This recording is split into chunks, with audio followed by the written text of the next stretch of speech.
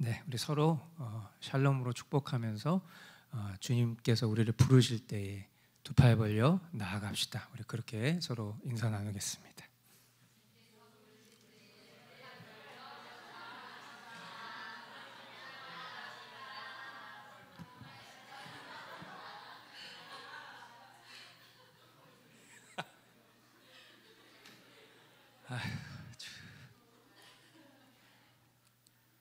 참 훌륭하십니다, 다들. 예. 하여튼 우리 교우분들은 그냥 시키는 건 다 잘하세요. 예. 보통 이렇게 해도 완악하고 강박한 그런 사람들은 가만히 있더라고요. 근데 제가 우리 교우들을 보면은 예전에 그러니까 항상 이렇게 반면교사 삼게 되는 것들이 뭐냐면, 제가 부교육자 생활을 벌써 한 것도 지금으로부터 이제 10년 전 얘기긴 하지만 10년 전에 그 10년 전에 10년 정도 그런 어떤 시간들의 기억이지만 굉장히 이렇게 또렷하게 남는 분들이 있거든요. 근데 감사한 분들도 기억에 많이 남지만 막 이런 분들도 있어요. 근데 보면은 이렇게 뭐 담임 목사님이 앞에서 뭘 얘기를 해도 그냥 아무 반응이 없고, 또 막 성도들이 옆에서 막 인사해도 쳐다도 안 보고 막 이런 분들이 있어요. 그러면 이제 되게 민망하잖아요, 서로가. 근데 그게 또 보여지는 게 전부가 아니더라는 거예요. 하나님 앞에 어떤 진실된 그런 마음의 중심을 갖고 있는데, 다만 겉으로 이렇게 드러나는 게 다른 사람들에 비해서 약할 뿐이지. 그러니까 막 그런 걸로 믿음을 재단하고 판단하면 되게 위험합니다. 오히려 겉으로는 되게 활발하고 겉으로는 뭔가 되게 열심히 있지만 사실은 그 속에는 빈 쭉정이와 같은 마음을 갖고 계신 분들도 있을 수 있기 때문에, 그래서 우리가 뭐 하여튼 그래도 이렇게 우리 교우들이 어떤 상황에서도 막 순종적으로 또 감사함으로 기쁨으로 그렇게 화답하시는 모습이 참 감사하고, 또 아까도 제가 뭐 예배 중에도 그런 말씀을 드렸지만, 분명히 앞으로 이 시대가 발전하면 발전할수록 주님이 가까이 오시는 그 걸음은 더 쿵쾅쿵쾅 가까워지는 것일 텐데, 마지막 때에 참된 믿음을 보는 것은 우리 당대에 아마 굉장히 어려운 일이 될 거라는 것은 확실해요. 그래서 우리가 주야로 하나님 말씀 묵상하고 이런 어떤 주님이 은혜의 방편으로 허락하신 기회들에 전부를 걸고 나아가는 태도가 중요한 거고, 또 그 마음이 진짜라면 당연히 우리의 삶에도 변화가 있기 마련이겠죠.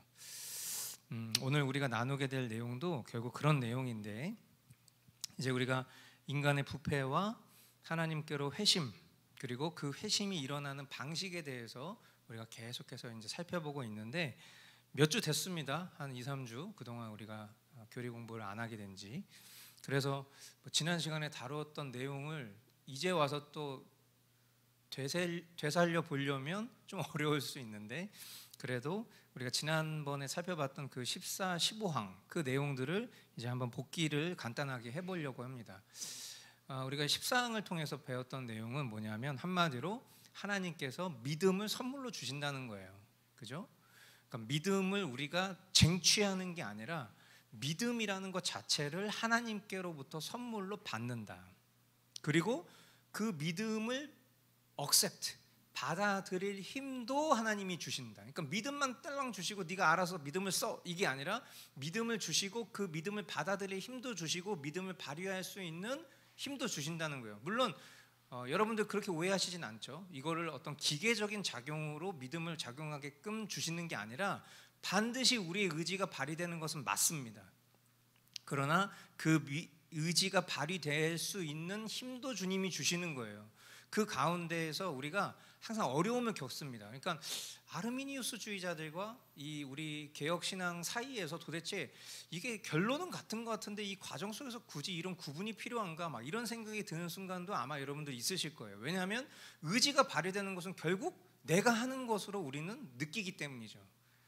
그러나 개혁신앙을 가지고 있는 사람들이 더보다 강점을 두는 것은 그 인간이 의지를 발휘하는 그 힘 자체가 그 근원 자체가 사람의 열심이나 사람이 주도적으로 그 일을 하는 것이 아니라 하나님께서 그 일을 하신다라는 것에 대한 강조점을 더 둔다라는 것에 대해서 여러분들이 놓치지만 않고 계시면 다뤄지는 내용들에 대해서 큰 어려움이 없으실 거라고 생각해요.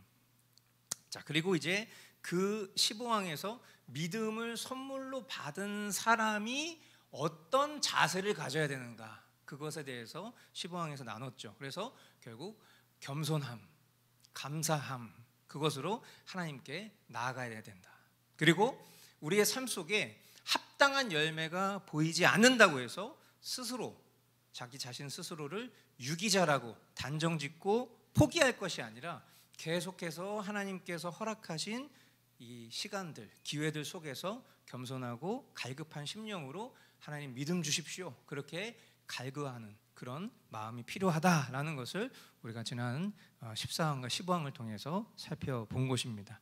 그리고 이제 오늘 16항에서는 하나님께서 사람의 의지, 우리 안에 있는 이 내재된 의지를 참되게 회복하시는 그 거듭남의 은혜에 대해서 우리가 함께 배우게 될 거예요. 즉 하나님께서 타락한 사람 안에서 어떻게 회심을 일으키시는가에 대한 그런 방식에 대한 내용이 되겠습니다.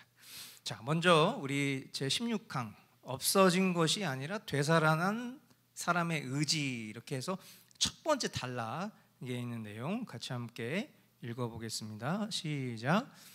하지만 사람이 타락 뒤에도 여전히 총명과 의지를 받은 사람인 것처럼 온 인류에 퍼진 죄가 사람에게서 사람의 본성을 박탈하는 것은 아니며 그에게 부패와 영적 죽음을 가져다 준 것이다. 네. 자, 그러니까 뭐 계속 반복적이지만 이 반복적인 것 속에서 여러분들이 잘 해결되지 않는 지점들이 해결될 수 있길 바랍니다. 인간이 타락했죠. 그래서 인간이 가진 본연의 형상, 그 본연의 형상이 바로 하나님의 형상이에요. 타락을 통해서 모든 것이 변질되고 오염되었기 때문에 하나님이 처음 하나님의 형상으로 창조하신 그 상태가 훼손된 겁니다. 그러니까 하나님의 형상이 훼손된 거죠. 그러나 그렇다고 해서 사람이 아닌 게 아니에요. 내재된 하나님의 형상은 훼손되었지만 인간 고유의 본성은 박탈되지 않았다라는 거예요. 이것을 우리가 과거에 도르트 신조 4항을 배울 때 이렇게 다뤘었습니다. 자, 제4항 본성의 빛의 무능함, 우리가 이렇게 배웠을 때 여기에 다뤘던 내용인데요. 제가 읽어드릴게요. 사람에게는 타락 후에도 본성의 빛이 희미하게 남아있어. 여기서 말하는 본성의 빛은 뭘까요? 방금 전에 얘기했던 하나님의 형상을 말하는 거죠.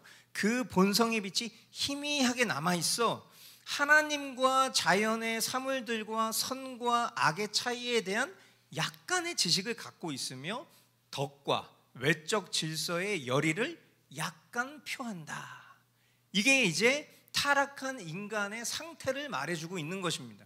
인간이 타락했음에도 불구하고 여전히 이성을 가지고 있고 또 그 이성을 통해서 선과 악에 대한 기본적인 분별을 행할 수 있고요. 그리고 다른 어떤 짐승 또 다른 어떤 사물과 달리 월등한, 비교할 수 없을 만큼 월등한 지정의를 소유하고 구별되이 살아가고 있습니다. 그런데 뭐가 문제냐? 뭐가 문제예요? 영적인 죽음 아래 놓인 지위는 바뀌지 않는 게 문제인 거죠. 하나님을 기쁘시게 하는 존재로 창조되었습니다. 그런데 우리 본성이 타락해버렸어요. 그러니까 결국 어떻게 됩니까? 하나님을 기쁘시게 하는 존재의 목적으로 창조되었는데 이제 오히려 하나님을 대적하는 방향으로 뒤틀려 버린 거예요. 그리고 결국 우리가 추구하는 것은 하나님을 추구하는 것이 아니라 이 세상을 추구하면서 죄를 사랑하는, 하나님만 섬겼던 의지는 이제 자기 자신을 숭배하고 또 사탄을 섬기는 것으로 바뀌어 버린 상태가 바로 타락한 인간의 상태인 거예요. 그러니까 마치 타락 후에 인간의 어떤 상태를 이렇게 기술하고 있을 때 그냥 이 문장만 보면 그냥 뭐 그럭저럭 나쁘진 않아, 뭐 이렇게 여러분들이 혹시 생각하실지 모르겠지만 그 상태가 원래 하나님이 창조하셨었던 상태를 우리가 어느 정도 수준인지를 헤아리지 못하니까 그것과 비교했을 때 그냥 아유 좀 아쉬울 따름이지 이렇게 생각하는 것이 어떻게 보면 인간이 가진 죄를 생각하는 마음하고 저는 흡사하다고 생각해요. 우리가 죄에 대해서 굉장히 그 죄는 잘못된 것이라고 너무나 잘 알고 있어요. 그런데 그 죄를 안 짓는 사람이 어디 있어? 우리 항상 이렇게 생각한단 말이에요. 그러니까 거룩하고 순결함의 어떤 그 가치를 잘 모르는 사람일수록 죄에 대해서 둔감해지기 마련인데, 우리 본연의 형상, 하나님이 원래 창조하셨던 그 고유의 모습이 얼마나 위대한지를 우리가 깨닫지 못하기 때문에 그냥 우리의 어떤 이런 희미한 정도의 수준, 약간 정도의 수준으로도 그냥 그저 그럭저럭 괜찮아, 좀 치유받고 조금 회복되면 괜찮아질 거야 라고 생각하는 관점이 그런 것으로부터 기인한 것이라는 것을 우리는 다시 한번 이런 상황을 통해서 볼 수 있는 거예요. 그러나 중요한 게 있습니다. 중요한 것은 우리의 존재 자체가 훼손되었고 타락했고, 그리고 우리 안에 내재되어 있는 그 하나님의 형상이 변질되었다 하더라도 우리의 의지가 완벽하게 사라진 것은 아니기 때문에 하나님은 이런 인간을 의지가 없는 기계나 또는 짐승처럼 다루지 않으신다는 것이 아주 중요한 포인트예요. 자, 이어지는 신조의 내용 두 번째 단락 읽어보도록 하겠습니다. 시작. 그러므로 이 중생의 은혜 또한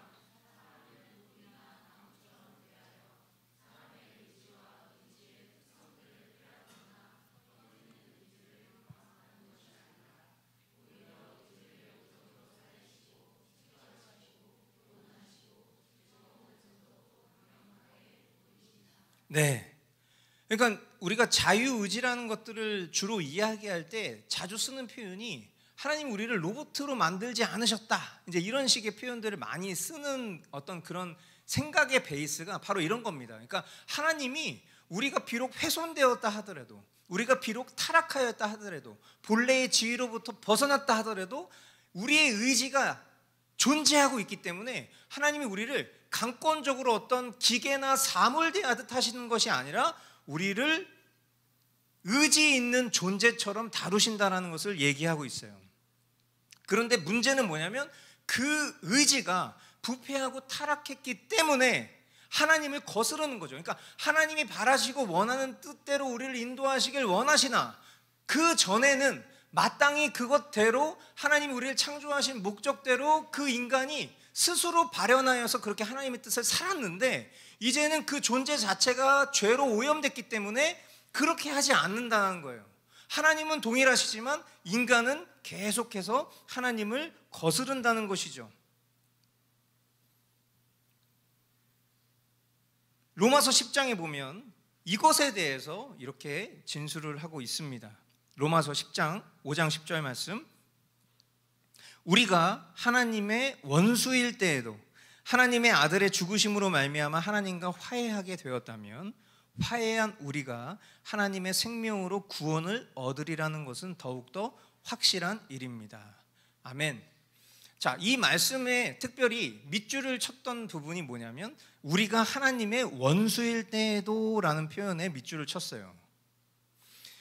성경은 아주 명백하게 우리의 존재적 상태를 뭐라고 기술하고 있냐면 원수라고 기록을 하고 있습니다. 원수. 이것을 우리가 막연하게 생각했을지도 몰라요. 원수가 뭡니까? 원수.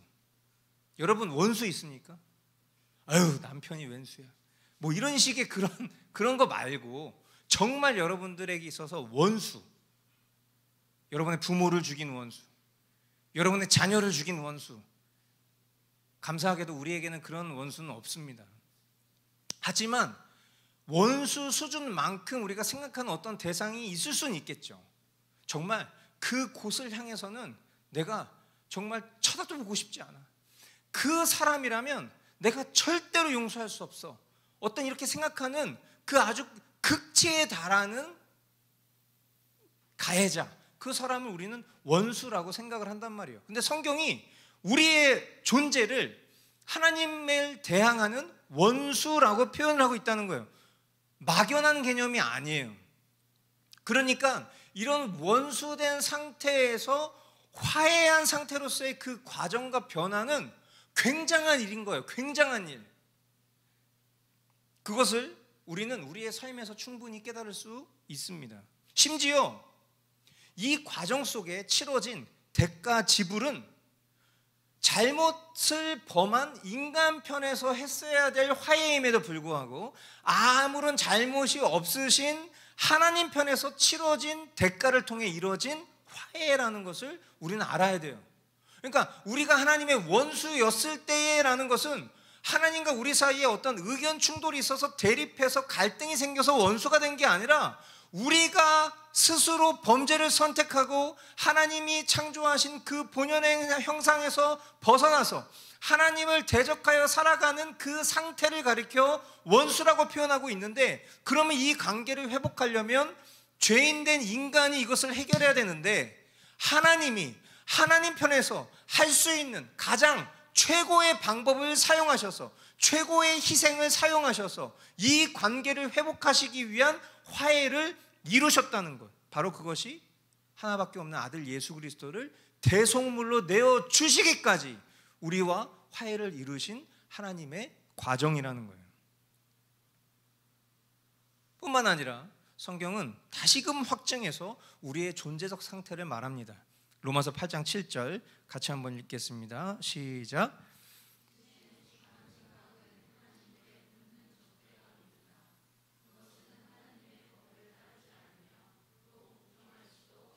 네, 여러분, 우리가 꽤 괜찮고 가능성 있는 존재가 아니라는 것은 지금 방금 전에 읽었던 두 말씀만 봐도 우리는 그런 존재가 아니라는 것을 인정해야 됩니다. 우리는 하나님과 원수된 존재, 더 나아가 우리가 가진 모든 생각들은 뭐 그럴 때도 있고 그렇지 않을 때도 있고 이게 아니에요. 우리는 언제나 하나님께 품는 적대감을 가지고 있는 존재라는 것을 알아야 돼요. 아담이 타락함으로 인해서 그가 즉각적으로 죽진 않았죠. 그죠? 아담이 타락했다고 해서 그 자리에서 즉사했습니까? 아니에요. 그는 살아있었어요. 하지만 성경은 그것을 뭐라고 표현했냐면 영적으로 죽었다라고 말했어요. 육신은 살아있지만 영적으로는 죽은 존재가 되었습니다. 그런 상태에 다다른 인간이 어떤 모습을 보여줬어요? 하나님을 두려워하죠. 그래서 숨습니다. 하나님의 그 민낯으로부터 피하려고 합니다. 하나님의 뜻을 거스르며 살아가는 존재가 된 거예요. 그리고 그 후손인 우리 역시도 그렇게 사는 존재가 된 것입니다. 하지만 하나님은 타락으로 말미암아 부패하게 된 인류를 그 자리에서 그냥 다 멸하실 수도 있었어요. 하나님은 다시 리셋하실 수도 있었어요. 새로운 뉴 크리에이션을 할 수 있었다고. 근데 하나님은 그 상태를 보존하셨습니다. 그리고 그것을 회복하고 새롭게 하시는 것을 선택하셨어요. 저와 여러분들을 거듭나게 하심으로써 하나님과의 관계가 회복된 존재로 살아갈 수 있도록 하시기로 결정하신 것입니다. 이것이 바로 중생의 은혜, 즉 거듭남의 은혜인 것입니다. 그래서 사도 바울은 고린도후서 5장 7절에 이렇게 말합니다. 같이 읽겠습니다. 누구든지 그리스도 안에 있으면 그는 새로운 피조물입니다. 옛것은 지나갔습니다. 보십시오, 새 것이 되었습니다. 아멘. 이 말씀을 믿으시기 바랍니다. 저와 여러분들이 이 말씀을 사모하실 수 있게 되길 바라요. 우리가 하나님과 원수였던 그 상태에 머물러 있는 것을 좋아하는 것이 아니라, 우리가 품는 모든 생각이 하나님을 향한 적대감인 그 존재 상태로 머물러 있는 것이 아니라, 보십시오, 새로운 피조물이 되었다라는 이 말씀을 우리가 붙잡고 살아갈 수 있게 되기를 바라요. 다음 페이지에 넘어가시면 이제 우리가 이제 의지에 대해서 이야기를 오늘 중점적으로 나누게 될 텐데, 인간의 타락한 의지는 계속 거듭 말씀드리지만 외부적인 도움이 없이는, 스스로 타락한 이 의지는 자체적으로 갱생하거나 회복될 수 있는 가능성이 단 0.00001%도 없어요. 그렇기 때문에 이 의지의 변화는 외부적인 도움이 있어야만 의지의 변화가 가능합니다. 그러나 이 의지의 변화를 가능케 할 수 있는 분은 오직 하나님 한 분밖에 없어요. 이것이 우리가 믿는 기본적인 신앙의 기초입니다. 우리는 전적 타락을 믿습니다. 우리는 불가항력적인 은혜를 믿습니다. 외부적인 하나님의 도움이 없이는 우리 자신 스스로는 하나님을 찾으려 하지도 않고 하나님을 기뻐하지도 않으며, 우리가 갖는 모든 생각들은 하나님을 향한 적대적인 생각이라는 것을 우리는 믿어요. 그게 성경이 말씀하고 있는 인간의 본연의 모습이기 때문에 그렇습니다. 그러나 아르미니우스 주의자, 이제 우리가 이 도르트 신조에서는 이 아르미니우스 주의자를 무슨 파라고 부르죠? 학론파. 그리고 우리 개혁 선조들을 개혁파라고 부릅니다. 그러니까 개혁파가 가진 교리에 대해서 학론하는 사람들이 이제 학론파인 거예요. 그러니까 학론파가 아르미니우스 주의자들인데, 이 아르미니우스 주의자들은 이런 주장을 하죠. 사람이 비록 타락했음에도 불구하고 그가 영적으로 완전히 죽은 것은 아니기 때문에, 여기서 일단 너무나 큰 차이가 있는 거고요. 우리는 영적으로 이미 죽은 존재라는 것을, 아담이 하나님을 향하여 범죄한 그 순간, 죄가 유입된 순간, 죄의 삭은 사망이기 때문에 그 존재가 육신으로는 살아있으나 영적으로는 완전히 죽은 존재라는 것을 우리는 믿지만, 그러나 아르미니우스 주의자들은 인간이 육신이 살아있기 때문에 영적인 부분에 있어서도 어느 정도 가능성이 있는 존재로 상처 입은 상태로 남아있다라고 생각을 한단 말이죠. 그러다 보니까 그런 좀 결함이 있지만 사람마다 결함의 차이가 다 조금씩 다르기 때문에, 누구는 자유의지를 조금만 활용해도, 누구는 큰 자유의지의 발현을 해야 자신의 마음의 성향을 바꿀 수 있다라고 생각을 한다는 거죠.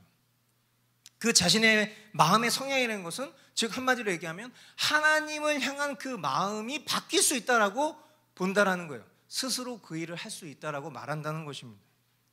그러나 성경은, 제가 이렇게 얘기하면 아르미니우스 주의자들은 싫어할 거예요. 왜냐하면 아니 개혁파의 주장은 성경은 이렇게 얘기하고, 우리 주장은, 아르미니우스 주의자들은, 학론파는 우리는 성경 안 봅니까? 뭐 이렇게 얘기할 수 있단 말이에요. 그러나 성경이 말하고 있는 것을 곧이 곧대로 바라보는 것이 개혁파의 입장이에요. 인간의 가능성, 그 어떤 가능성도 성경이 자신 있게 얘기하고 있지 않아요. 해석의 차이가 있을 수 있는 본문들은 분명 존재하고 있으나, 그러나 전반적인 의미에서 그 말씀을 바라볼 때에도 그것은 어디까지나 하나님의 의지 안에 속한 사람들에 대한 개념이지 결코 가능성 없는 인간에 대한 말이 아니라는 거예요. 그래서 담대하게 말할 수 있습니다. 성경은 이 의지의 문제가 하나님께 달려있는 일이다라고 분명히 밝힙니다. 오직 하나님만이 타락한 인간의 의지를 새롭게 하실 수 있다.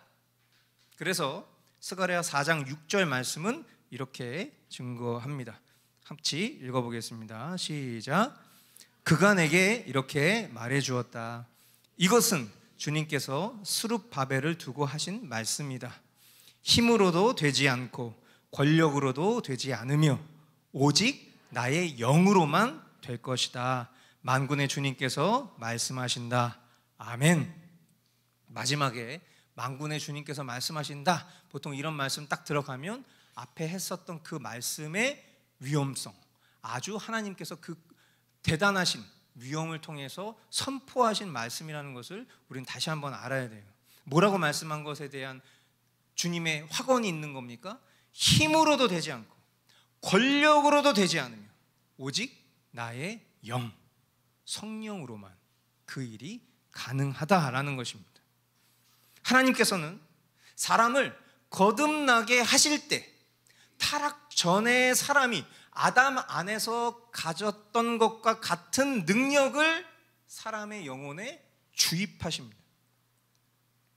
성령님의 이 비밀스러운 사역의 결과를 통해서 사람은 기꺼이 영적으로 선을 행하려는 그런 마음을 갖게 됩니다. 그게 어떤 사람의 노력이나 자기 개발의 어떤 결과 때문에 그런 생각을 갖게 되는 게 아니에요. 하나님께서 새롭게 우리의 의지를 주입하셨기 때문에 우리가 그 일을 할 수 있겠다라는 겁니다. 변화된 사람은, 거듭난 사람은 기꺼이 하나님을 사랑하고 싶어 해요. 그러니까 여러분, 우리가 이런 말씀을 배우는 것은 그냥 앞에서 유관아 목사 하는 얘기를 들어주기 위해서 이 시간을 갖는 게 아니잖아요. 이 얘기를 들을 때 여러분들이 여러분 자신 스스로에게 적용해 볼 수 있어야 돼요. 나는 과연 하나님을 진정으로 사랑하고 싶어하는 열의가 있는가? 어떤 사람이 그런 마음을 갖게 된다고 하고 있어요? 거듭난 사람이 그 마음을 갖게 된다고 얘기하고 있다고요. 중생한 사람이 그 마음을 갖는다는 거예요. 누가 옆에서 좀 사랑해, 좀 사랑해드려, 좀 하나님을 사랑해, 이렇게 강요해서 하나님을 사랑한다고 겨우 고백하는 그게 아니라 능동적으로, 주관적으로 하나님을 사랑하고 싶은 열의가 내 마음 가운데 일어나는 사람이 거듭난 사람이라는 거예요. 그러니까 여러분이 스스로에게 돌아보셔야 돼요. 내가 정말 하나님을 사랑하고자 하는 열의가 있는가? 또한 섬기려 하며 하나님의 계명에 순종하려 하는 것이 중생의 증거예요. 하지만 이런 방식은 하나님께서 흙으로 아담을 지으시고 그 코에 생기를 불어넣으셨었던 것처럼 동일한 방식으로 진행되는 것은 아닙니다. 우리 모두는 하나님이 아담을 지으실 때 사용하셨던 방법대로 이 땅에 태어난 사람이 없어요. 저와 여러분들은 다 자연 출생법으로 태어났습니다. 부모의 태중에 잉태되어서 그리고 성장 과정을 거쳐서 어른이 되었어요. 우리는 흙으로 지어져서 생기를 불어넣은 상태로 우리는 창조된 존재가 아니죠. 마찬가지입니다. 하나님께서 살리시고 치료하시고 교훈하신다라는 성경적인 표현들은 모두 무엇을 말하고 있는 거냐면 어떤 과정이 있다라는 것을 우리에게 말하고 있어요.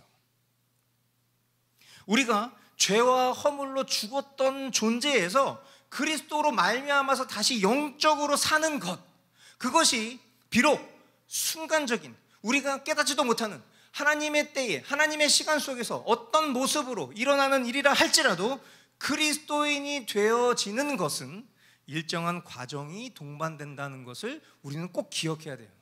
어느 날 갑자기 사람이 뾰로롱 하면서 그렇게 그리스도인으로 장성한 성장을 이루는 존재가 되는 것이 아니라 반드시 과정이 있다는 과정. 그렇기 때문에 주님께서 우리를 구원하시는 방법은요, 마치 뭐와 비슷하냐면 부모가 자녀를 양육하는 것과 같은 것으로도 설명을 할 수 있어요. 자, 예를 들어 봅시다. 자녀들이 어릴 때에는요, 대부분 부모의 말에 순종합니다. 그러니까 여기서 이거 좀 다른 얘기인데 부연 설명을 드리자면, 자녀가 어렸을 때 부모 말에 순종하지 않잖아요. 그러면 그 자녀는 절대로 부모 말을 평생 순종하지 않게 될 겁니다. 우리가 자녀들을 훈육하고 양육할 때에 순종을 가르치는 것은 마땅한 일임과 동시에 그것이 하나님을 경외하는 기초가 되기 때문이에요. 그러니까 오늘날 어린 자녀들을 교육하는 그 교육론을 보면 자녀들의 인권을 지대히 높이 평가한 나머지 자녀들이 원하고 바라는 것대로 다 들어주고 싶어하는 그 부모들의 요구를 더 증폭시키는 그런 교육을 하고 있어요.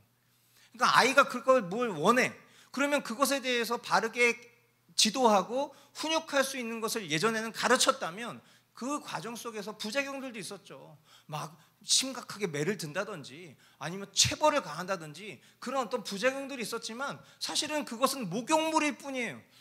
아이를 깨끗이 씻기는 목욕물만 버려버렸으면 됐는데 아이까지 버려버리는 거죠. 그러니까 이 과정과 방식 자체를 부정하고 아이가 가진 본연의 인권을 더 높이 평가해서 부모는 그 아이가 가진 잠재력을 더 증폭시켜주는 도움만 해줄 뿐이다 라는 식이 오늘날의 교육론이에요. 그런데 여러분, 어렸을 때 순종을 배우지 않는 자녀가 어찌 부모의 권위를 인정하겠으며, 더 나아가 본인이 몸담고 있는 사회 구성원으로서 그 질서를 따를 수 있는 의지가 있겠냔 말이에요. 그러니까 성경은 분명한 것을 이야기하고 있어요. 자녀를 양육할 때 바른 순종을 가르치는 것이 1번이에요. 그래서 제가 어렸을 때가 아니죠. 우리 하연이 하진이가 어렸을 때 저희 집에 이 정도 두께가 되는 책이 있었습니다. 이게 뭐냐면 삐뽀삐뽀 119라는 책이에요. 아마 여러분들 자녀를 양육해 보신 분들은 집에 한 권쯤은 다 있었을 책이에요.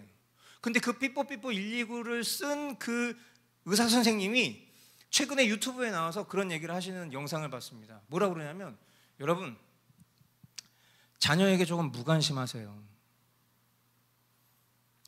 그러니까 그 카피라이트이 그거예요. 여러분, 자녀에게 좀 무관심해도 됩니다. 그래서 내용을 좀 봤어요. 그때 무슨 얘기냐면, 아이가 계속 때를 피워. 아이가 계속 엄마 아빠한테 엉겨붙으면서 막 투정을 부려. 그럼 우리는 어떻게 하죠? 그 투정의 인내를 참을 수가 없으니까 결국은 그 아이에게 사탕을 줍니다. 무슨 얘기냐면, 그 아이가 바라고 원하는 것을 그 순간 빨리 들어주는 거예요. 그럼 어떻게 되죠? 어떤 부작용이 생깁니까? 다음번에 또 그렇게 해도 엄마 아빠는 내 청을 들어주겠지라는 학습 효과가 생기고요. 부모가 인내가 없으면 계속해서 그때그때마다 사탕을 주는 겁니다. 그럼 나중에 그 아이는 부모의 권위를 뛰어넘어서 자기가 바라고 원하는 것이 관철되기 전까지는 투정을 멈추지 않는 거예요. 근데 그 투정을 멈출 수 있는 방법은 딱 하나밖에 없어요. 뭡니까? 내버려 두는 거예요. 본인이 이렇게 해도 안 된다는 것을 깨달을 때 비로소 그 다음 훈육과 지시가 가능케 되는 거예요. 그 얘기를 그 삐뽀삐뽀 119를 쓰신 분이 하는데, 저는 이 얘기가 굉장히 성경적이라는 생각이 들었어요. 왠지 아십니까? 여러분, 자녀들은 대부분 어렸을 때 부모의 말을 듣는 것이 정상이에요. 왜 그렇습니까? 부모가 힘이 있고 권한이 있어요. 자녀는 상대적으로 힘이 약합니다. 부모의 돌봄과 보호함을 경험할 수밖에 없기 때문에 부모의 말을 들을 수밖에 없어요. 하지만 시간이 지나면 아무리 화를 내고 협박을 하더라도 더 이상 통하지 않는 순간이 오게 됩니다. 그때가 되면요, 부모는 더 이상 자녀들에게 순종을 강요할 수 없게 됩니다. 자녀들이 어렸을 때 순종했던 것도 결국에는 사실 모두 마음에서 우러난 것이 아니기 때문이죠. 단지 그 자녀들에게 힘이 없고 거부할 용기가 없었기 때문일 뿐이에요.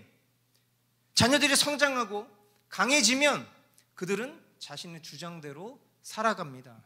더 이상 강압적인 것 효과가 없습니다. 그런데 그렇다고 부모의 말에 순종하지 못하는 것도 아닙니다. 때로는 그들이 성장한 나이에 맞게 다른 방법이 필요하죠.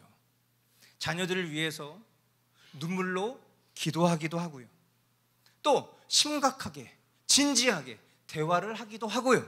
또 그들을 존중하면서 합당한 행동을 요구할 수도 있습니다. 때에 따라 어렸을 때 강압적으로 했던 방식보다 이러는 방식이 더 효과를 거둘 때도 있어요. 이런 것이 가능케 되는 것은 기본적으로 바른 순종의 질서 속에서 성장했을 때 이런 것도 가능해지는 거예요. 그런데 하나님께서 죄인들을 다루시는 방법도 이와 비슷하다는 거예요. 지금 우리가 배우고 있는 이 신조의 표현대로라면 세 번째 단락 보십시오. 그리하여 이전에 육신의 반역과 저항이 완전히 다스리던 곳에 성령님께서 주시는 진심 어린 기꺼운 순종이 다스리기 시작하는데, 여기에 우리 의지의 참되고 영적인 새롭게 됨과 자유가 있다. 따라서 모든 선에 경이로우신 창조주께서 우리 안에서 이렇게 역사하지 않으시면 바르게 서 있던 자신을 자유의지로 스스로 파멸에 던져 넣었던 사람에겐 그 자유의지로는 타락에서 일어설 소망이 전혀 없다. 너무 위대한 가르침입니다. 물론 우리가 이제 이 거듭남에 대해서 얘기할 때, 이 중생에 대해서 얘기할 때, 저는 이 아르미니우스주의적인 중생의 의미가 한국 기독교 사회에 굉장히 큰 신비주의의 폐단을 낳았다라고 생각하는 입장이에요. 이건 제 개인적인 입장입니다. 한번 들어보세요. 뭐냐면 신앙생활을 했습니다. 그러니까 예를 들어서 뭐 또 저의 예를 들 수밖에 없으니까 제가 2002년도 6월 달에 예수님을 믿었습니다. 제가 예수님을 믿었다는 것은 제가 이해하기로는 저는 구원받은 성도가 되었다라고 생각한 거예요. 그 말인즉슨 교리적으로 완벽하게 이해하지 못했던 때여서 그랬는지는 모르다 대부분의 신자들이 갖는 공통된 생각은 내가 예수님을 믿었다면 내 삶은 이전과는 비교할 수 없을 정도로 굉장히 급진적으로 바뀌었을 것을 생각한단 말이죠. 어떤 특정 기간, 내가 예수님을 믿게 된 어떤 특정 기간 속에서의 성화의 현상들은 굉장히 그것을 가능케 합니다. 그런데 그 시간이 흐르면 다시 본연의 지위로 돌아가고자 하는 내 마음의 상태가 내 삶에 질문을 갖게 하는 거예요. 나는 분명히 예수님을 믿고 구원받았고 거듭났는데 영접했는데 왜 내 삶은 다시 한번 그대로가 돼버렸지? 라는 생각을 한다는 거죠. 그럼 그때 발동하는 게 뭐냐면 바로 체험이에요. 아, 내가 체험이 없어서 그렇구나. 내가 체험하지 못했기 때문에 내 삶에 거대한 변화가 없는 거였구나. 그 전의 변화는 일시적이고 잘못된 변화였구나. 그러면 이제 내가 하나님을 경험할 수 있어야 돼 하면서 체험을 따라가게 되는 거죠.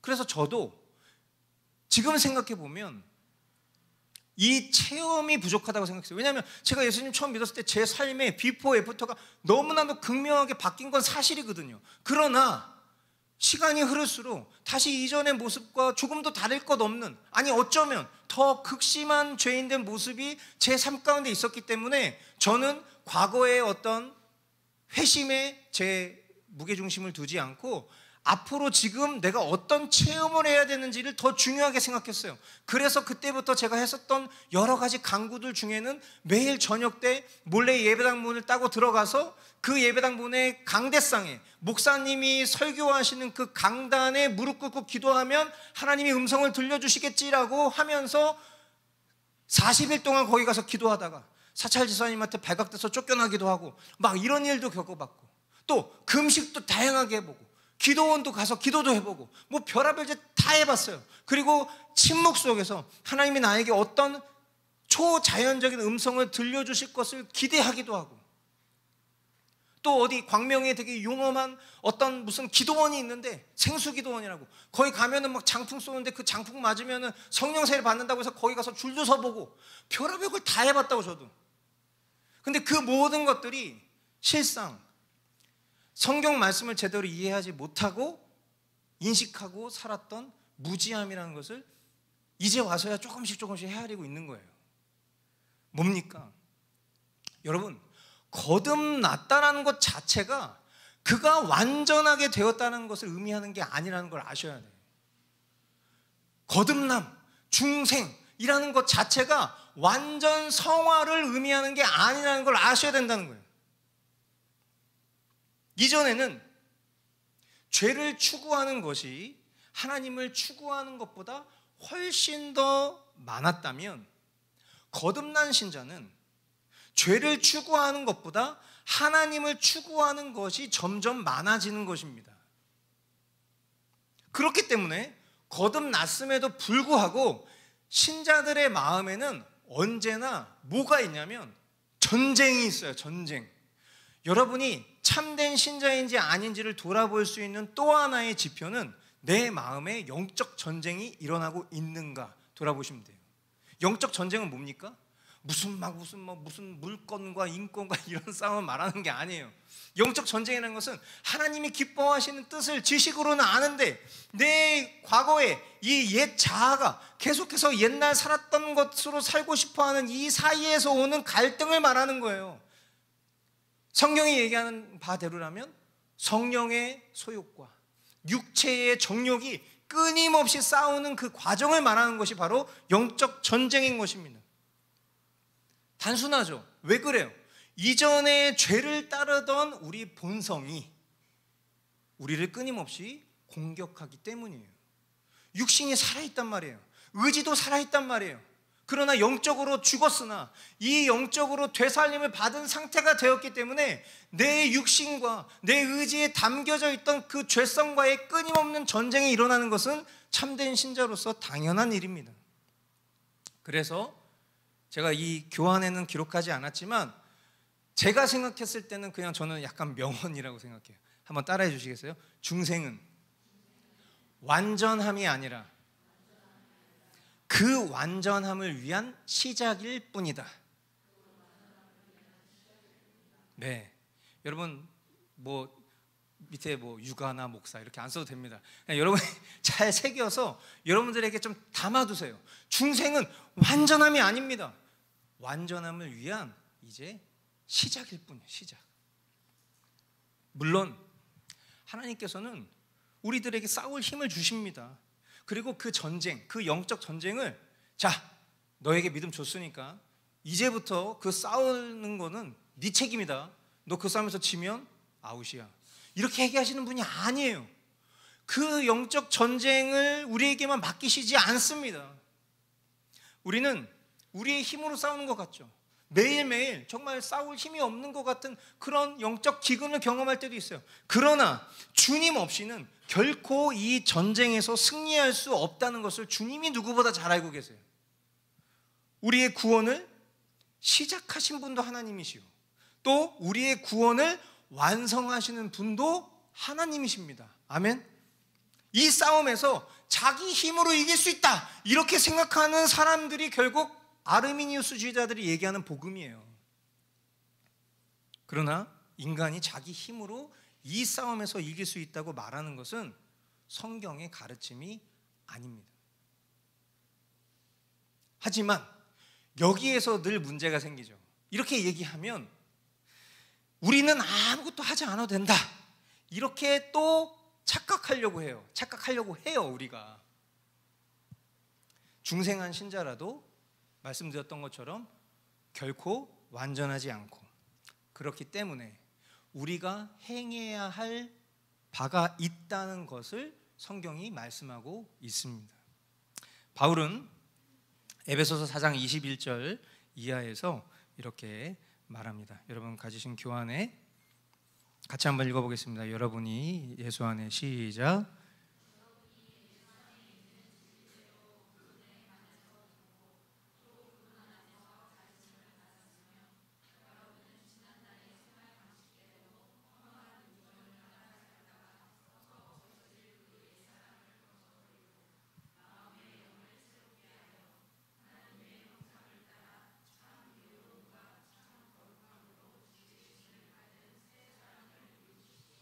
네. 자, 이제 우리가 좀 조심해야 될 얘기긴 하지만 우리가 하나님의 말씀에 온전한 순종을 하지 않고 불순종한 모습으로 살다가 지옥에 갈 수도 있습니까? 다시 한번 말씀드립니다. 신자가 하나님의 말씀에 순종하지 못하고 살다가 지옥에 갈 수도 있습니까? 없습니다. 그죠? 그러면 우리는 어떤 생각을 하죠? 이상한 생각이 아니에요. 그게 육체의 생각이기 때문에 아마 다 같은 생각을 할 겁니다. 무슨 생각을 하겠어요? 그러면 그냥 좀 내 멋대로 살아야지 이렇게 생각을 할 거란 말이에요. 그죠? 왜? 어차피 이렇게 산다고 지옥 가는 건 아니니까. 근데 이 앞전의 전제가 있어요. 뭐냐면 내가 과연 참된 신자인가라는 질문이 필요한 거죠. 참된 신자라면 일단 이런 생각을 하지 않을 겁니다. 그런 마음의 생각이 일어난다 하더라도 그 생각을 말씀으로 잠재우고 바른 길을 추구하려고 하겠죠. 그때 바른 길을 추구하고자 할 때 내가 바라고 원하는 것대로 그 뜻을 추구하는 경우도 있습니다. 대체적으로 이런 경우를 우리는 기복신앙이라고 부릅니다. 그래서 성경이 말씀하고자 하는 방향대로 하나님 뜻을 추구하러 사는 것이 아니라 그냥 자기가 설정한 또는 어떤 교회의 전통과 유전에 따라서 그 일을 하면 내가 내 마음대로 어느 정도 살아도 상쇄될 것이라는 생각을 갖고 살아가는 형태가 기복신앙의 모습인 거예요. 그래서 대체적으로 우리가 이런 얘기를 할 때 포괄적으로 이런 식의 표현을 쓰는 거죠. 헌금 열심히 하고 봉사 열심히 하고 기도 열심히 한다고 해서 그것이 전부가 아니다, 이렇게 얘기하는 것은 헌금 열심히 하는 게 나쁘다는 얘기가 아니라, 교회에서 봉사하는 게 나쁘다는 얘기가 아니라, 이런 것보다 더 중요한 마음의 중심을 하나님 앞에 내어드리는 것이 더 필요하기 때문에 이야기를 하는 것뿐이죠. 기복신앙을 추구하는 이들은 결국 예를 들어서 오늘 주일 설교 제목이 뭐였어요? 가진 것을 다 드리는 거잖아요. 그러면 옛날에 이런 기복 설교를 하시는 분들은 이 설교의 본문으로 잘됐다 잘됐다, 가진 것에 다 내놔라, 교회에다 다 갖다 바쳐라, 하나님 복 주실 거다, 뭐 이런 식으로 얘기하기에 아주 적합한 그런 설교의 본문이었을지 모르겠어요. 그러나 주님이 우리에게 바라시고 원하는 것은 뭡니까? 그게 아니죠. 우리 마음의 심령에 전부 전심을 내어드리는 것을 주님은 원하시는 거예요. 주님은 우리에게 어떤 제사를 원하시는 게 아닙니다. 주님이 우리에게 원하시는 것은 인애와 사랑이죠. 마찬가지예요. 지금 이 에베소서 말씀은 신자와 불신자를 갈라서 전반적인 사람들에게 이 얘기를 하고 있는 게 아닙니다. 에베소 교회 성도들에게 하는 말이에요. 그래서 여러분이 가지신 성경에 보면, 물론 그것이 성경 원문에 쓰여져 있는 제목은 아니지만, 그러나 이 주제를 다루면서 성경을 편찬한 사람들이 다른 각주와도 같은 제목이겠죠. 소제목에 뭐라고 써 있냐면 새로운 생활 규범, 이렇게 써 있어요. 한마디로 중생한 신자가, 거듭난 신자가, 새로운 신자가 어떤 삶을 살아야 되는지, 이전과 다른 삶을 어떻게 살아야 되는지에 대한 성경적 길라잡이를 기록한 거예요. 그러니까 이제부터 우리가 살아야 될 방향은 내 방식과 내가 바라고 원하는 대로 그냥 제멋대로 하는 것이 아니라 성경이 말씀하고 있는 바대로 중생한 신자로서의 순종을 해 나아가는 것이 바로 이 말씀인 거예요. 불신자들을 대상으로 한 말이 아니라 성도들에게 한 권면이라는 것을 아셔야 됩니다. 즉 예수 그리스도를 믿음으로 말미암아 거듭난 신자들에게 한 권면이죠. 그래서 성도들도 그냥 막연히 그렇게 신앙생활을 하는 것이 아니라 하나님의 은혜로, 하나님이 주신 믿음을 통하여 은혜로, 거듭남의 은혜를 입었다면 이제 내 새롭게 된 의지를 발휘해서 살아야 될 규범이 이런 것이구나. 그래서 지금 우리가 읽은 말씀 이후에도 에베소서 4장 25절로 32절 말씀에 보면, 일단 볼드로 쳐 있는 부분만 제가 읽겠습니다. 거짓을 버리고 화를 내더라도 죄를 짓는 데까지 이르지 말고, 해가 지도록 노여움을 품고 있지 말고, 수고를 하여 제 손으로 떳떳하게 벌이를 하며, 나쁜 말은 입 밖에 내지 말고 필요한 말이 있으면 적절한 때에 해서 듣는 사람에게 은혜가 되게 하며, 악독과 격정과 분노와 소란과 욕설은 모두 악의와 함께 내버리십시오. 그리고 서로 용서하십시오. 우리가 성경책이 있다면 다음 페이지를 넘기면 다음 페이지에도 연결해서 거듭난 신자들, 중생한 신자들이 어떤 삶을 살아야 되는지에 대한 생활 규범이 이 에베소서 4장과 5장 말씀에 아주 풍성하게 기록이 되어 있습니다. 이 말씀은 이렇게 살면 구원을 얻는다라는 게 아니죠. 구원받은 신자라면 이렇게 사는 것이 합당한 것입니다 라는 것을 얘기하고 있는 거예요. 그러므로 결국 우리가 앞서서도 얘기했던 것처럼 중생은 이제 시작일 뿐이죠. 그런 관점에서 가장 거룩한 사람이다 할지라도 이 세상에서는 순종의 작은 시작만 할 뿐이라는 것을 명심하실 수 있게 되길 바라요. 그러니까 우리 중에 가장 거룩하다고 여겨지는 사람이 있을지라도 그 사람은 이 세상에서 작은 순종만 이제 겨우 시작할 수준이라는 것을 아셔야 돼요. 우리가 이 새로운 생활 규범을 살아가는 것이 결코 쉬운 일이 아니에요. 그러나 쉽지 않기 때문에 적당히 하다가 말지 뭐 나는 뭐 최선을 다했어 이렇게 생각해서는 안 된다라는 거예요. 마땅히 이 규범을 능히 지키기 위해서 우리는 최선을 다해야 됩니다. 열심을 내야 됩니다. 이 최선과 열심이 구원받기 위한 열심이 아니라 이미 구원을 선물로 받은 그 은혜에 화답하는 태도이기 때문이에요. 이어지는 하이델베르크 요리문답 44주일 제가 오타를 냈습니다. 115문답입니다. 115문답 제가 질문할 테니까 여러분이 답을 읽어보시기 바랍니다. 이 세상에서는 아무도 십계명을 완전히 지킬 수 없는데 하나님께서는 왜 그렇게 엄격히 십계명을 설교하게 하십니까?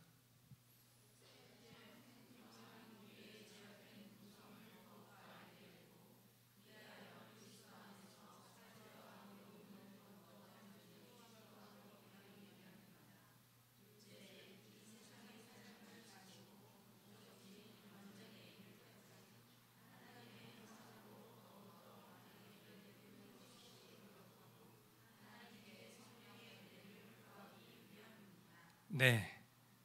자, 우리가 주일 예배 시간에 율법을 듣습니다. 그죠? 가끔은 저는 그런 생각을 합니다.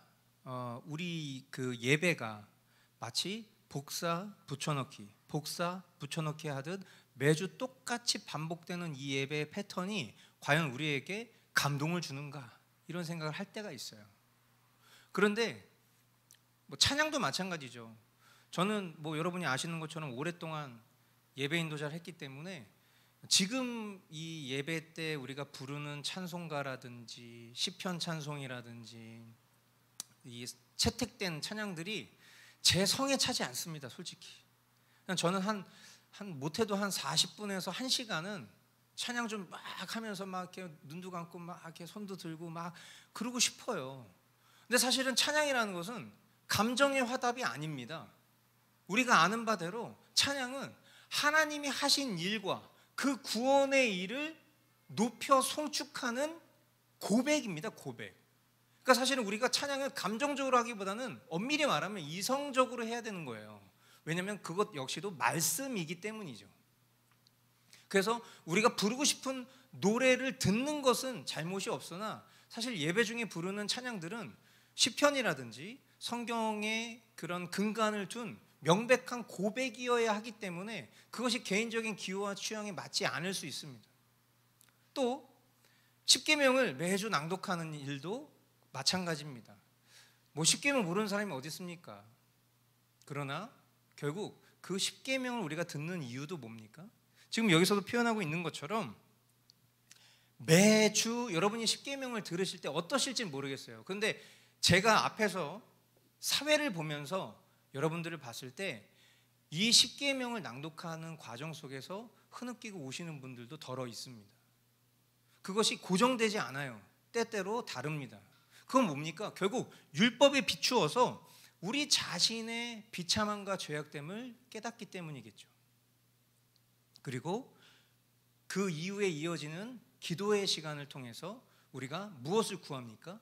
주님께 있는, 내게 있는이 아니라 주님께 있는 의와 긍휼하심 속에 우리가 의탁하며 참회의 기도로 나아갑시다라고 했을 때 이 비참한 심령으로 그냥 거기서 탈락되고 아웃되는 것이 아니라 이런 비참한 나를 주님의 그 의와 긍휼로 품어주시기 위해서 이 자리로 불러주신 그 주님께 감사함으로 달려나아가듯 기도하는 시간인 거예요.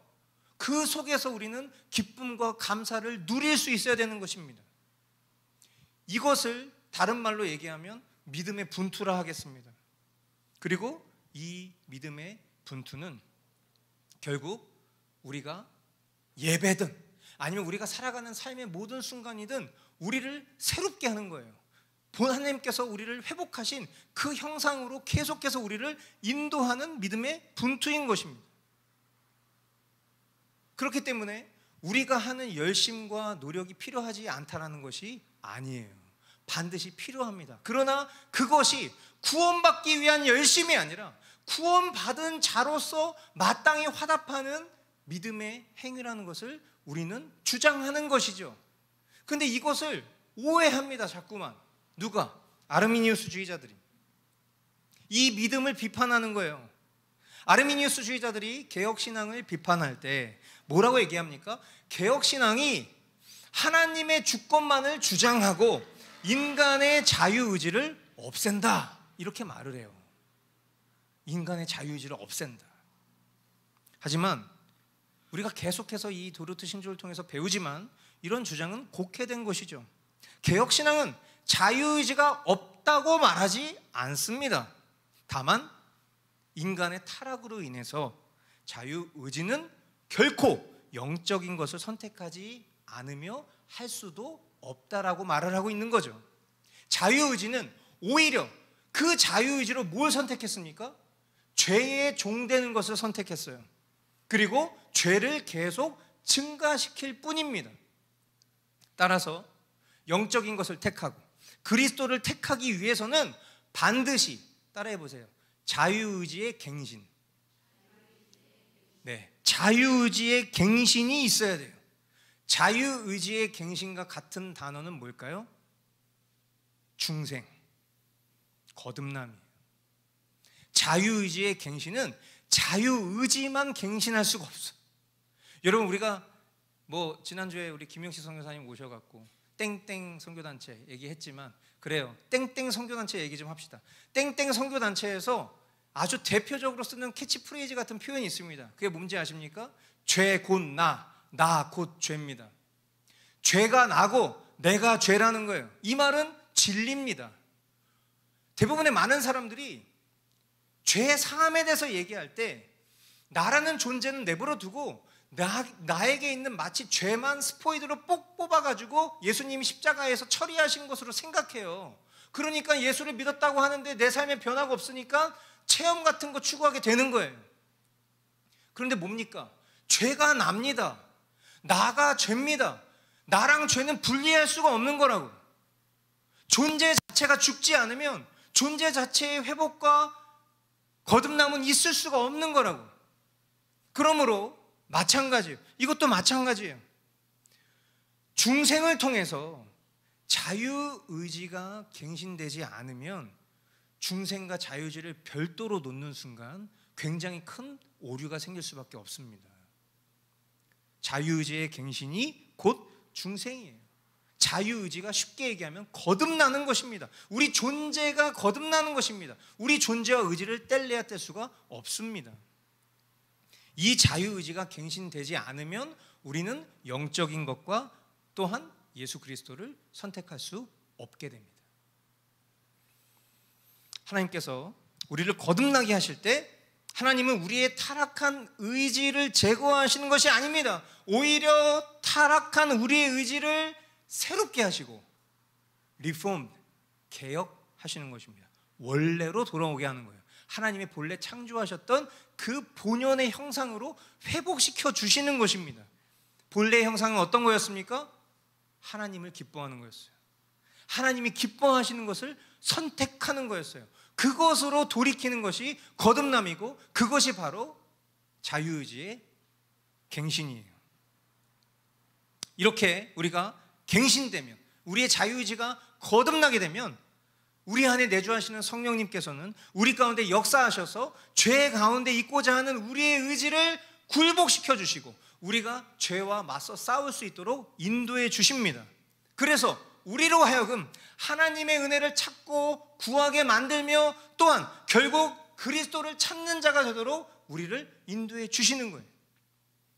아르미니우스 주의자들은 사람이 구원을 받아들일 수도 있고 또 자신의 자유의지로 주님을 믿는 믿음 안에서 성장할 수도 있다, 그렇게 가르칩니다. 그러나 우리가 오늘 본 16항에서 이야기하고 있는 바대로 만일 믿음과 구원이 사람의 성취가 되어야 한다면 우리는 아무것도 할 수 없다는 점을 한 번 더 지적합니다. 그렇게 된다면 사람은 스스로 빠져든, 자신의 자유의지를 발휘해서 빠져든 그 죄 가운데에서 죄의 종으로 평생 남아있게 될 거예요. 불완전한 자유의 의지로 불완전한 것을 선택하고 그 불완전함 속에서 완전한 것으로 회귀할 수 있을 가능성을 믿는 것만큼 인생에 큰 도박은 없어요.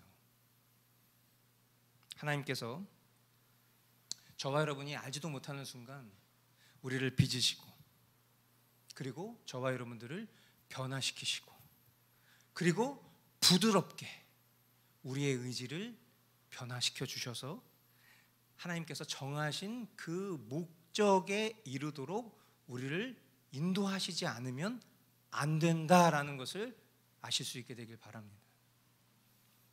따라해 주시겠어요? 중생은 오직 하나님의 사역이다. 아멘. 하나님께서 이런 우리를 부르십니다. 오늘 우리가 이 시작 전에 불렀던 찬양처럼, 그리고 진리된 말씀이죠. 이사야 55장 1절로 3절 같이 함께 소망으로 읽도록 하겠습니다. 시작. 너희 모든 목마른 사람들아 어서 물로 나아오너라. 돈이 없는 사람도 오너라. 너희는 와서 사서 먹되 돈도 내지 말고 값도 지불하지 말고 포도주와 젖을 사거라. 어찌하여 너희는 양식을 얻지도 못하면서 돈을 지불하며 배부르게 하여 주지도 못하는데 그것 때문에 수고하느냐. 들어라, 내가 하는 말을 들어라. 그리하면 너희가 좋은 것을 먹으며 기름진 것으로 너희 마음이 즐거울 것이다. 너희는 귀를 기울이고 나에게 와서 들어라. 그러면 너희의 영혼이 살 것이다. 내가 너희와 영원한 언약을 맺겠으니 이것은 곧 다윗에게 베푼 나의 확실한 은혜다. 아멘. 결론입니다. 오늘 우리가 이 마음만 가져갔으면 좋겠어요. 갈급한 마음을 가져갑시다. 주님, 저의 목마름을 채워주십시오. 제 영혼의 갈급함을 채워주십시오. 여러분, 이 간절함만 있으시면 돼요. 그 간절함만 있으면 주님은 우리의 이 청을 거절하시지 않을 사랑의 하나님이라는 것을 우리는 믿는 겁니다. 그 주님 앞에 우리가 간절한 마음으로 나아갈 때 주님은 오늘도 우리의 심령 가운데 또 우리 중 누구에게 구원의 문을 여실 줄 믿습니다. 언젠가 제가 설교하는 내용 중에 여러분들이 불편하실 수 있을 부분도 있을 거라고 생각합니다. 우리 중에 구원받지 못한 사람이 있을 수 있다, 이런 표현들이 여러분에게 좀 거북스럽게 들리셨을 수도 있어요. 그러나 참된 설교, 존 스토트나 또 마틴 로이드 존스 같은 이런 명설교가들이 항상 그들의 저서에서 반복적으로 했었던 말들이 있습니다. 그것은 무엇이냐면 교회 안에서 선포되어지는 설교를 이미 믿은 신자를 대하듯 하는 설교야말로 지옥문을 여는 것이다. 우리 중 그 누구도 자신의 구원을 확증할 수 없다면 이 회중 가운데 선포되어져야 되는 복음은 가리지 않는 복음이어야 해요. 우리 중 그 누가 구원받지 못했을 수 있다라는 가능성을 여는 것만큼 이 교회 담임 목사인 목회자에게 치명적인 말은 없다고 생각해요. 머스트 교회에 다녔는데 일평생 그 교회에서 신앙생활을 했는데 결국 구원받지 못했어. 이것만큼 거대한 주홍 글씨가 어디 있겠습니까? 그러나 늘 말씀드리죠. 제 자신을 포함해서 우리 중 누구도 단언할 수가 없습니다. 복음은 거침없이 흘러갈 수밖에 없어요. 지위 고하를 막론하고 모든 이들에게 동일하게 선포되어져야 될 것이 복음입니다. 같은 원리로 여러분에게 강청드려요. 목말라 하시기를 바랍니다. 갈급해 하시기를 바라요. 그 도움을 주님께 아뢰할 때 주님은 반드시 우리를 의의 길로, 생명의 길로 인도해 주실 것을 믿습니다. 아멘.